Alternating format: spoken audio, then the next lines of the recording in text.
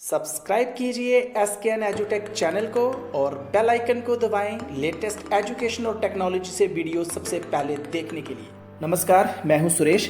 आज का वीडियो एक रिक्वेस्ट वीडियो है जिसमें हम बात करेंगे J&K सर्विस सिलेक्शन बोर्ड के द्वारा क्लास 4 की जो पोस्ट निकाली गई हैं उनका बेसिक पे स्केल क्या रहेगा, डिफरेंट कार्डर बेसिस पे रिटन एग्जामिनेशन कितने नंबर का रहने वाला है, इसमें जो नंबर्स होंगे उनकी डिस्ट्रीब्यूशन किस प्रकार से होगी, एग्जामिनेशन किस टाइप का होगा, मिनिमम और मैक्सिमम क्वालिफिकेशन इसमें क्या रहने वाली है, कैजुअल वर्कर्स के लिए इन पोस्ट के लिए क्या उनको रिलैक्सेशन मिलेगी, इन पोस्ट के लिए ऑफिशियल सिलेबस क्या रहने वाला है, एप्लीकेशन सबमिट कब होंगी और इनकी लास्ट डेट कब होगी, इनसे जुड़ी तमाम जानकारी मैं इस वीडियो में आपको देने वाला हूँ। तो चलिए शुरू करते हैं।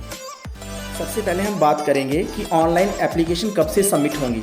ऑनलाइन एप्लीकेशन 10 जुलाई 2020 से ये प्रोसेस स्टार्ट होगा और इनकी जो लास्ट डेट है वो 25 अगस्त 2020 टिल मिडनाइट तक हम अपनी एप्लीकेशंस ऑनलाइन अप्लाई कर सकते हैं। तो टोटल नंबर ऑफ पोस्ट कितनी है जिनके लिए हम ये एप्लीकेशंस अप्लाई करेंगे, 8575 पोस्ट के लिए एग्जामिनेशन कंडक्ट किया जाएगा।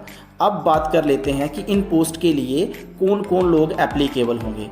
वो सारे लोग जो J&K UT के डोमिसाइल होल्डर होंगे वो इन पोस्ट के लिए एप्लीकेबल हैं, चाहे वो इंडिया के किसी भी पार्ट में रहते हैं पर उनके पास J&K UT का डोमिसाइल है तो वो इन पोस्ट के लिए एप्लीकेबल हैं।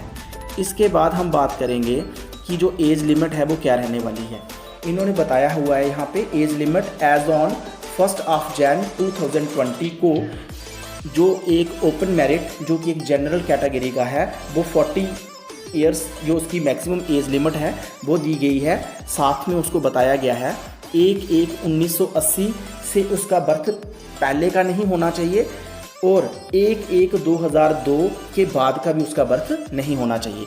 इसी तरह जो शेड्यूल कास्ट हैं उनकी जो एज लिमिट है वो 43 ईयर्स बताई गई है और साथ में उसको पूरा डेट ऑफ बर्थ में बताया गया है।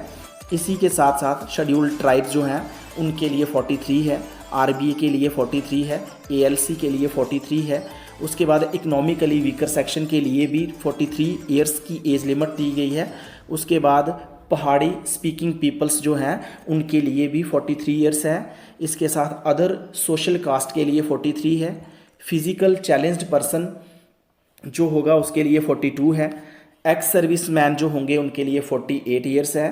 और इसी प्रकार कोई गवर्नमेंट जॉब करता होगा कॉन्ट्रेक्चुअल बेसिस पे होगा उसकी 40। इसके साथ एक नोट दिया गया है जिसमें लिखा गया है कि जो कॉन्ट्रेक्चुअल वर्कर्स होंगे उनको 5 ईयर्स की अपर एज लिमिट में रिलैक्सेशन दी जाएगी, बट उनको एक सर्टिफिकेट उनकी एक कॉम्पिटेंट अथॉरिटी इशू करेगी।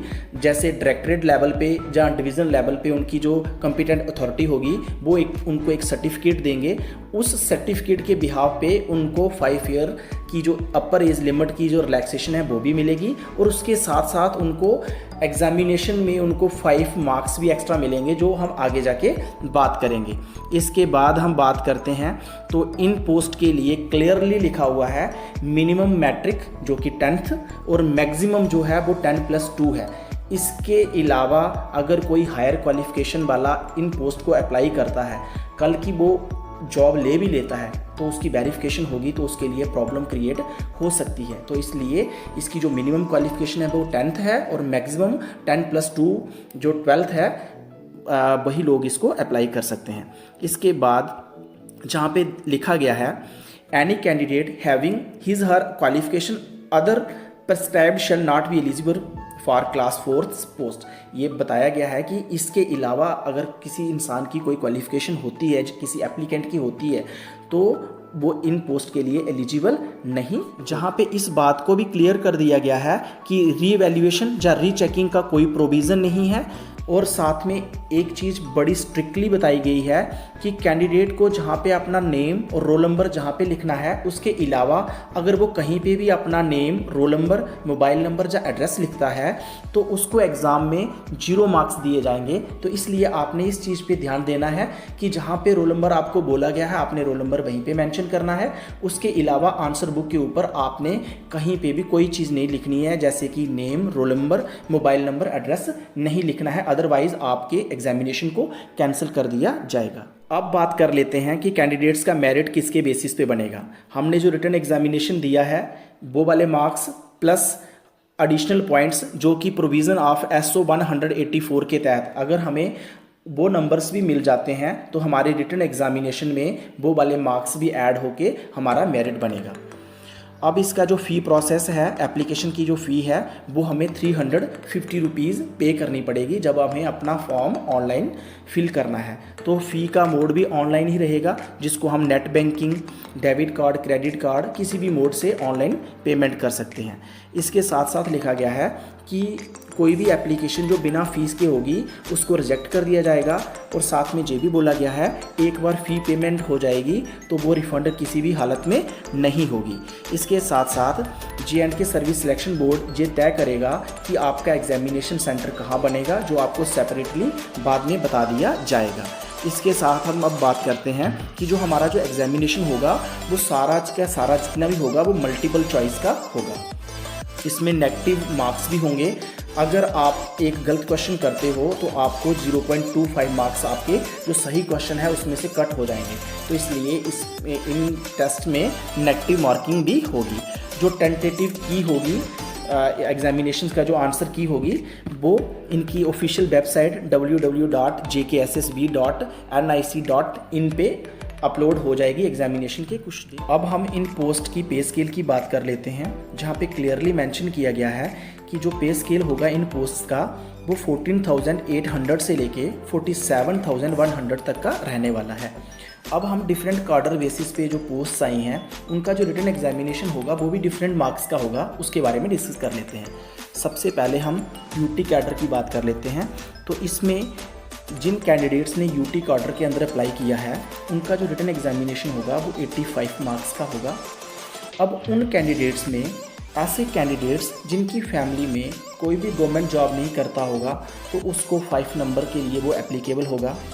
उन कैंडिडेट्स में अगर कोई विडोज़ होंगी, डाइवोर्स वुमेन होंगी, जुडिशली सेपरेटेड वुमेन होंगी, जहाँ की ऑर्फन गर्ल्स जो अनाथ लड़कियाँ हैं अगर वो होंगी तो उनको अपने कंसर्न तहसीलदार साहब से एक सर्टिफिकेट इशू करवाना होगा, और वो सर्टिफिकेट के बेसिस के ऊपर उनको 5 नंबर एक्स्ट्रा मिल सकते हैं। इसके अलावा कैजुअल वर्कर जो पिछले 5 सालों के अंदर J&K यूटी के अंदर काम कर रहे हैं तो उनको एक सर्टिफिकेट अपनी कॉम्पिटेंट अथॉरिटी जो डिस्ट्रिक्ट लेवल या डिवीजनल लेवल पे काउंटर साइन करवाना पड़ेगा एक सर्टिफिकेट, और वो सर्टिफिकेट शो करेंगे तो उनको भी एक्स्ट्रा 5 मार्क्स इस एग्ज़ाम में उनको मिलने वाले हैं। अब हम डिवीज़न कार्डर की बात कर लेते हैं। तो डिवीज़न कार्डर के अंदर जिन कैंडिडेट्स ने अप्लाई किया है तो रिटन एग्जामिनेशन उनका होगा 80 मार्क्स का, और दूसरे नंबर पे बताया गया है कि candidates of the home division कि जो कैंडिडेट्स मान लेते हैं मैं जम्मू डिवीज़न से हूँ तो अगर मैंने जम्मू डिवीज़न से अप्लाई किया है तो मुझे एक्स्ट्रा 5 मार्क्स मिल जाएंगे। बट अगर जम्मू में कोई कश्मीर डिवीज़न का कैंडिडेट अप्लाई करता है तो उसको ये वाले 5 मार्क्स नहीं मिलेंगे क्योंकि उसका डिवीज़न चेंज हो गया है। तो इसलिए डिवीज़न बेसिस के ऊपर कैंडिडेट को प्रेफरेंस दी जाएगी, तो 5 मार्क्स अलग से मिलेंगे। बाकी प्रोसेस वही है कि 80 मार्क्स का होगा तो 20 मार्क्स कहाँ से आएंगे। वो कैंडिडेट्स जिनकी फैमिली में कोई नहीं होगा तो उसको कोई गवर्नमेंट जॉब नहीं करेगा तो उसको 5 मार्क्स मिलने वाले हैं। इसके अलावा वही विडोज़ अगर कोई है, कोई डाइवोर्स वुमेन है तो उनको 5 नंबर मिलेंगे। इसके अलावा कैजुअल वर्कर्स वाला जो हम ऊपर डिस्कस कर चुके हैं। अब हम डिस्ट्रिक्ट कार्डर की बात कर लेते हैं। जिन कैंडिडेट्स ने डिस्ट्रिक्ट कार्डर पोस्ट के लिए अप्लाई किया है उनका रिटन एग्जामिनेशन 75 मार्क्स का रहने वाला है। उन कैंडिडेट्स को 10 मार्क्स एक्स्ट्रा मिलेंगे जो उस डिस्ट्रिक्ट से ही बिलोंग करेंगे, उनका डोमिसाइल उस डिस्ट्रिक्ट का होगा तो उनको 10 मार्क्स एक्स्ट्रा मिलेंगे। मान लेते हैं मैं जम्मू डिस्ट्रिक्ट से बिलोंग करता हूं, अगर जम्मू डिस्ट्रिक्ट के अंदर कोई रियासी डिस्ट्रिक्ट का अप्लाई करेगा तो उसको ये 10 मार्क्स नहीं मिलने वाले हैं। तो सेम डिस्ट्रिक्ट के अंदर डोमिसाइल होल्डर उसी डिस्ट्रिक्ट का होगा तो उसको 10 मार्क्स एक्स्ट्रा मिलेंगे डिस्ट्रिक्ट लेवल की पोस्ट के लिए। उसके बाद सेम प्रोसेस है, जिस कैंडिडेट की फैमिली में कोई गवर्नमेंट जॉब नहीं करता होगा उसको एक्स्ट्रा 5 मार्क्स मिलने वाले हैं।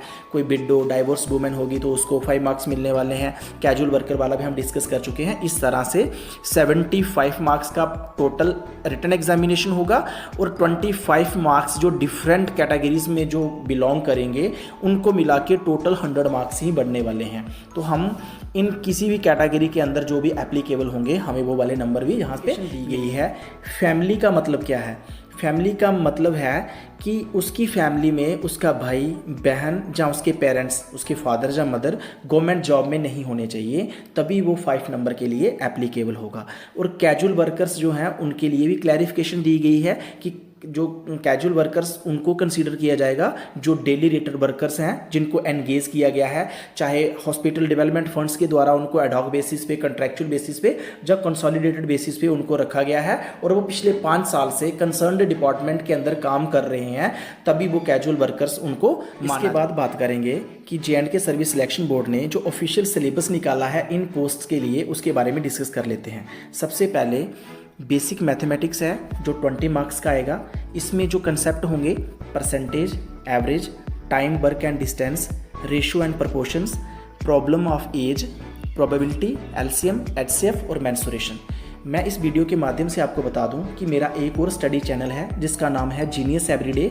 मैंने अपने इस वीडियो के आई बटन में और डिस्क्रिप्शन बॉक्स में उसका लिंक दे दिया है, आप उसको भी सब्सक्राइब कर लो। मैं इस सिलेबस के सारे वीडियो अपलोड उस चैनल पे करने वाला हूँ, आप उस चैनल के माध्यम से ये सारा सिलेबस कवर कर सकते हैं। इसके बाद हमारा दूसरा टॉपिक होगा वो है बेसिक रीजनिंग, जो कि 20 मार्क्स का आएगा। इसके अंदर जितने भी टॉपिक हैं जो आपने देख लेने हैं। इसके बाद इंग्लिश है, ये भी 20 मार्क्स की आएगी। इसमें भी बेसिक ही रहने वाला है, आर्टिकल्स हो गए, सिनोनिम्स, एंटोनिम्स, इस तरह के छोटे छोटे जो टॉपिक्स होंगे ये इसमें रहने वाले हैं सिलेबस में।